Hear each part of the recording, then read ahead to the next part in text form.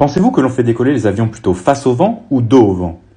Dos au vent, me direz-vous, pour lui donner un peu d'élan au décollage. Eh bien, figurez-vous que cette réponse qui semble pourtant la plus logique est la mauvaise. Ce qu'il faut comprendre avant tout, c'est que ce n'est pas la vitesse au sol qui compte pour faire décoller un avion, mais sa vitesse vraie, ou true airspeed, c'est-à-dire celle de l'avion par rapport à l'air qui l'entoure. Mais pourquoi donc cette vitesse et non celle par rapport au sol?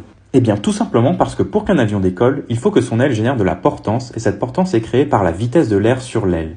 Cela signifie qu'en théorie, un avion à l'arrêt mais face à un vent très fort pourrait quand même décoller, ce qui est plus ou moins le cas sur cette vidéo.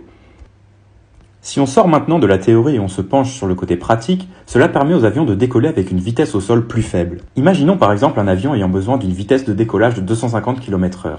S'il est à l'arrêt en début de piste face à un vent de 50 km/h, l'aile de l'avion verra déjà une vitesse de 50 km/h.